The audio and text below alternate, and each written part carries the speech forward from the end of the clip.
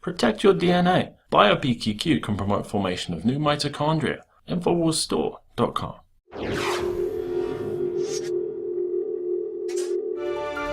This is part 2 of my interview with Jim Marrs. Now, I wanted to talk to you about a lot of people are concerned with this disclosure project, and they're wondering what's going on. And I feel like we are kind of being really prepped for something. Now, many, many years ago, Reagan actually said how great it would be if there was some sort of an invasion from outer space, because then everyone would get together and we would all be one human race. So we've kind of been having little drips of that and how that could tie into a one world government. But, Stephen Hawking came out 2010, said, don't contact aliens. They're much, much more advanced. Just yesterday on The Independent, a scientist warns the world to think twice before replying to alien signals from outer space, because once again, they're probably much more advanced than we are. Last year, Vatican astronomer citing, this is from the Vatican, talking about our extraterrestrial brothers. And he said there could be other beings who remained in full friendship with their creator. So really prepping us for some type of an encounter with extraterrestrial life. And we have the Pope coming out with his papal encyclical talking about a planetary council to oversee the world. We've got a former Canadian defense minister saying governments are hiding aliens, and he's urging world leaders to reveal the secret files. So, this was Friday, July 24th, this came out? Or I'm sorry, April 22nd. April 22nd. So, we're seeing a lot of this happening. So what do you think? Well, number one, I'm not worried about an Independence Day type invasion where they blow up our cities and they're trying to eat us. And people like Hawkins who say, "Oh, don't contact them; they may be dangerous." I can't help but laugh at that, because having actually taught a college level course on UFOs and having studied that for many years, going back into the 50s, actually, the whole idea of UFOs and extraterrestrials, this is nothing new. This goes back throughout our recorded history.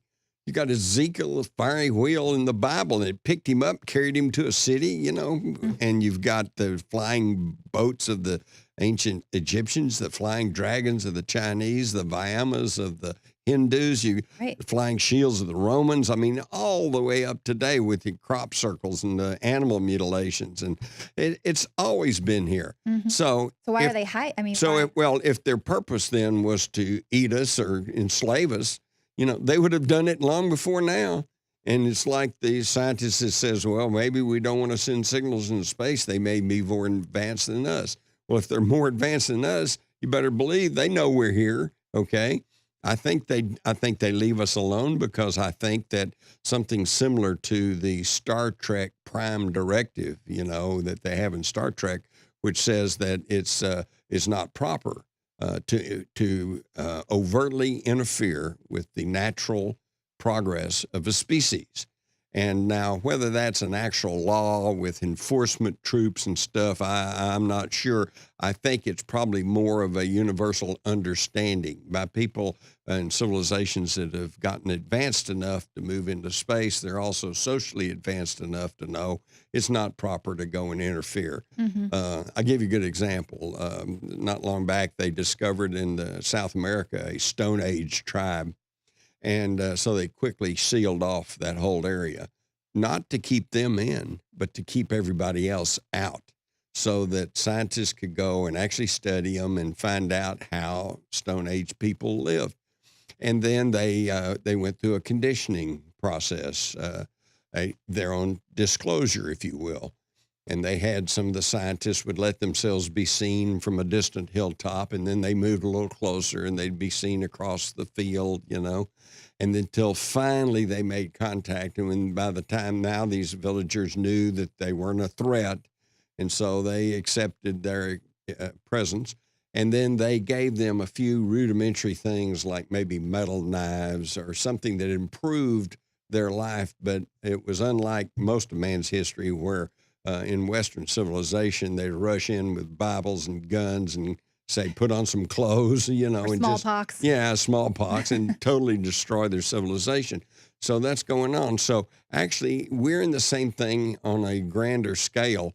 If you extrapolate on up, I know going back to the 1950s, the national polls showed that virtually no one believed there was any kind of life outside the Earth. Mm.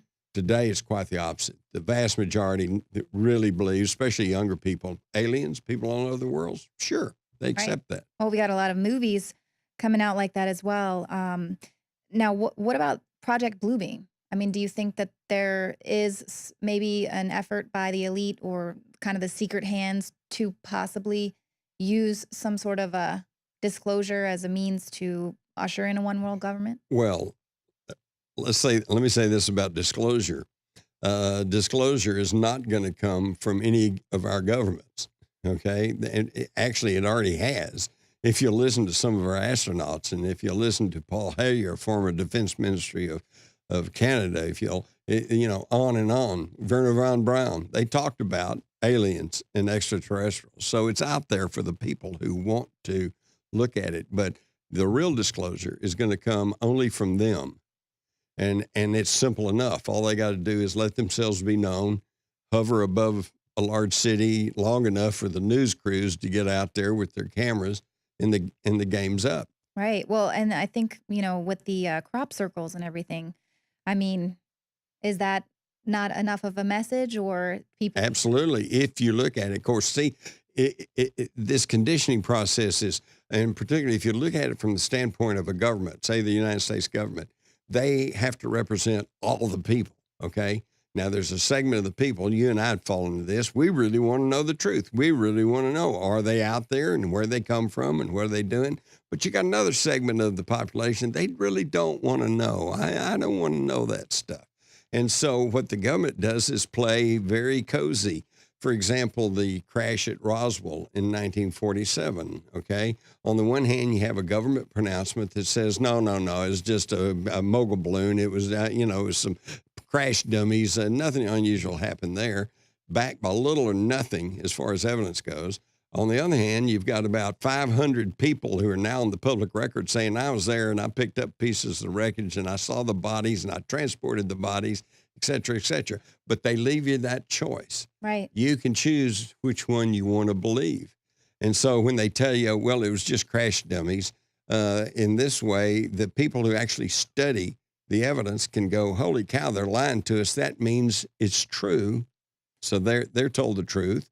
And the people who don't want to hear about it, they can go to sleep peacefully and say, well, the government said it was just crash dummies. People love that cognitive dissonance. I know they talk a lot about, I think they even came out a few months ago and said, a lot of the things you thought were unidentified flying objects were actually just military equipment we didn't want you guys to know about just yet. So that's kind of their new ploy. Right. And which is a great sounding public relations thing. But see, how do you explain the Aurora crash of 1897 that was seen, recorded in the newspapers in Texas, seen by hundreds of people, and said the newspaper account said the pilot was not an inhabitant of this world. And this occurred 6 years before the Wright brothers flew. There was nothing man-made in the air. See, they skip over that. Yeah, and we've actually got some Pentagon documents. I was just looking at them the other day where they talk about interacting with these people, and they were human-like but a little bit taller, and they had lasers on their ships. And these are Pentagon documents, and when you click on it at the .gov site, there's a big warning that comes up and says, these are old, and we don't probably agree with what's here, but in public interest, here are these documents, and they encounter, it's like, it's right there. It's the old plausible deniability again. You can believe it if you want to, but you don't have to believe it. And of course, the controversy rolls on. So, and that's what's going to happen with disclosure. It's really incredible, but do not look for a government official of any type to step forward and say, okay, here's the truth. Right. Because number one, half the population wouldn't believe him anyway. Right. Especially, the Vatican ushering on our extraterrestrial brothers. For me, that's a huge Project Bluebeam red light. Well, Jim Marrs, thank you so much. I know you talk about a little bit of this stuff in one of your books, Our Occulted History. There's a lot of other books. Also, my book, even before that, was Alien Agenda, which starts with the premise that UFOs are real. So who are they and what do they want? Interesting. And that, I've been told, has become the top-selling nonfiction book on UFOs in the world. Wow. Well, congratulations. All right. Jim Marrs, thank you so much. Thank you. In the past decade, we have witnessed unparalleled scientific discoveries in the area of health. But no one has put together a formula that focuses directly on brain health, nerve growth factors, and optimizing your cellular energy at the same time. DNA Force is one of the most expensive formulas to produce. Some of the ingredients in DNA Force are $12,000 a kilogram. We are using the coveted, patented, only American source of PQQ, CoQ10, and more. You want the best that's out there at the lowest price anywhere? Well, we're bringing you a total win-win.